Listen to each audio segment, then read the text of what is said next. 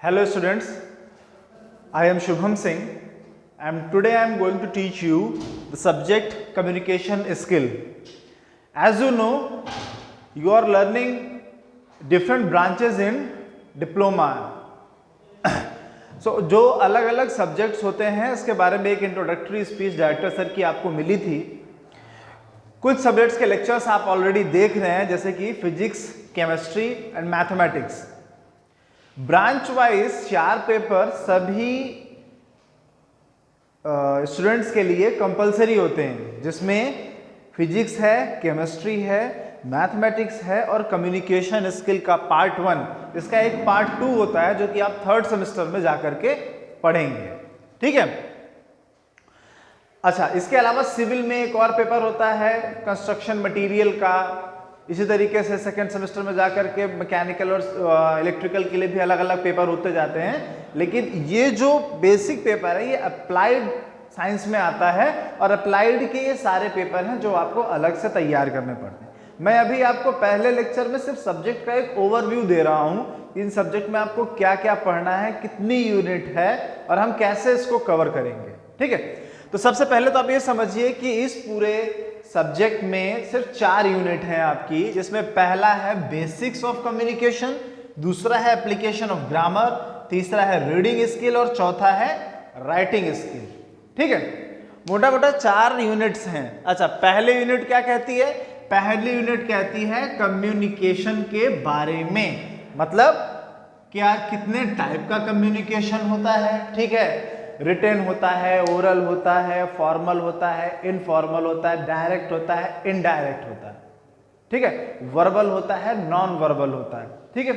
तो इस तरह से कम्युनिकेशन के बहुत सारे टाइप्स होते हैं और हमें कम्युनिकेशन की जरूरत क्यों पड़ी, एक इंसान को, एक ह्यूमन बीइंग को कम्युनिकेशन की जरूरत पड़ती है, या इस दुनिया में रहने वाले हर क्रीचर को, हर जानवर को, इंसान को किसी न किसी संदेश, मतलब किसी न किसी तरीके से अपना संदेश वो दूसरे व्यक्ति तक या दूसरे क्रीचर तक पहुंचाने की कोशिश करता है और इसी चीज को हम क्या कहते हैं? कम्युनिकेशन।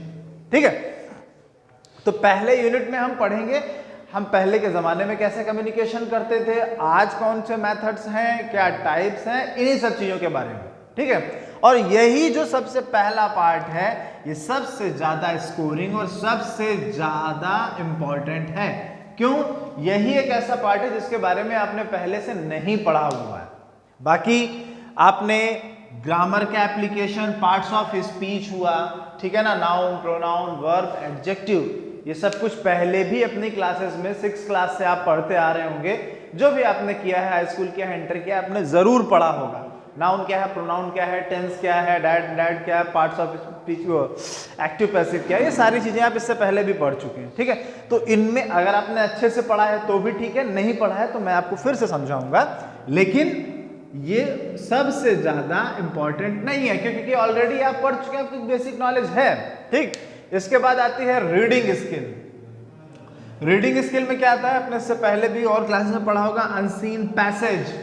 अनसीन पैसेज होते हैं, ठीक है। कुछ तो ऐसे होते थे पहले जब आप इंटर में या हाई स्कूल में थे, जिनको सीन पैसेजेस बोलते थे, जो आपकी बुक से आते थे, जो आपकी रीडिंग की बुक होती थी उससे आते थे, तो उनको हम सीन पैसेजेस बोलते थे। और उसमें कुछ आते थे जो अनसीन पैसेजेस होते थे, जिसके ऊपर बेस्ड क्वेश्चन होते थे। ठीक। साथ ही साथ प्रीफिक्स, सफिक्स, ठीक है, जैसे आपने हिंदी में पढ़ा होगा उपसर्ग, तो वही चीज है ये उपसर्ग। ठीक है। उसी तरीके से इसमें सिनोनिम्स, ठीक है ना, सिनोनिम्स, वन वर्ड सब्स्टिट्यूशन,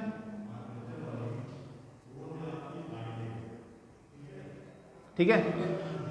इसी तरीके से बहुत सारी जो वोकैबुलरी का पार्ट है, antonym, synonym, one word substitution, prefix, suffix, ये सारे भी एग्जाम में आते हैं और ये सब अनसीन पैसेज या रीडिंग स्किल के सेक्शन में आते हैं। ठीक है। इनको हम लोग डे बाय डे एक दो प्रैक्टिस करेंगे जब आपकी यहाँ ऑफलाइन क्लासेस कॉलेज में शुरू हो जाएंगी उसके बाद, ताकि जो भी इंपॉर्टेंट, क्योंकि वोकैबुलरी तो बहुत बड़ी चीज है, वो तो धीरे धीरे बिल्डअप हुई होगी, बहुत सारे शब्द आप जानते होंगे, बहुत सारे नए शब्द आप सीखेंगे। ठीक है।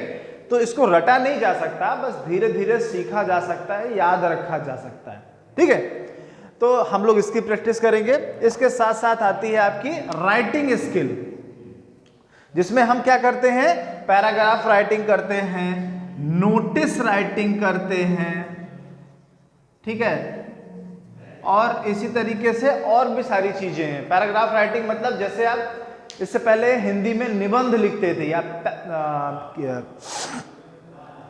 ठीक है, तो उसी को हम क्या बोलते हैं, पैराग्राफ राइटिंग बोलते हैं। ठीक, निबंध में जनरली आप करते थे हेडिंग्स वगैरह डिसाइड करते थे कि कौन कौन सी हेडिंग है, कैसे कैसे आपको लिखना है, जिस तरह से आप पहले छोटी क्लासेस में करते रहे होंगे। बट यहाँ पर पैराग्राफ राइटिंग करने का अपना एक डिफरेंट तरीका होता है। ठीक है, उस तरीके से हम सारी चीजें आगे बढ़ाएंगे। ठीक है, तो समझ में आया आपको? फिर से एक बार मैं आपको क्लियर कर देता हूं, समझा देता हूं कि कहां पर क्या क्या है। ठीक है,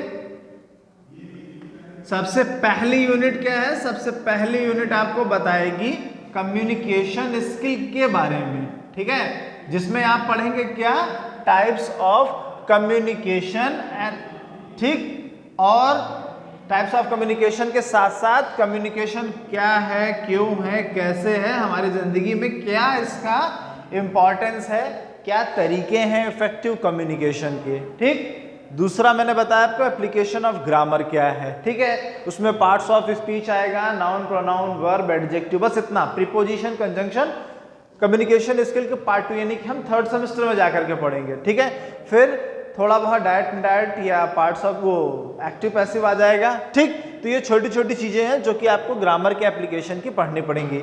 इसके बाद हम क्या पढ़ेंगे, रीडिंग स्किल। रीडिंग स्किल में क्या आ जाएगा, अनसीन पैसेज और हमारी वोकैबुलरी, यानी prefix, suffix, one word substitution, antonym और सिनोनिम्स।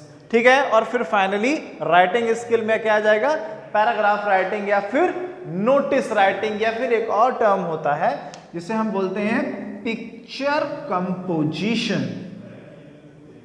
ठीक है, एक पिक्चर जो आपके एग्जाम में दी जाएगी या आपको एक फोटो दे दी जा रही है और आपको इमेजिन करना है कि स्टोरी क्या होगी, उस फोटो से रिलेटेड एक स्टोरी आपको अपने दिमाग में क्रिएट करनी होती है और वो लिखना होता है। ठीक, वो कहानी आपको खुद बनानी है, आपको कुछ भी नहीं दिया रहेगा कि उसके बारे में कब से कैसे क्या शुरू करना है। ठीक है, तो पहला आपका आज का जो वीडियो है यहीं तक रहेगा, और इसमें मैंने आपको बता दिया कि कितने यूनिट्स हैं आपके और किस यूनिट में आपको क्या क्या पढ़ना है। अब अगले यूनिट में हम जो अगले लेक्चर में हम जो पहली यूनिट है इसके पहले पार्ट को कवर करेंगे, जो कि क्या होगा, definition and process of communication.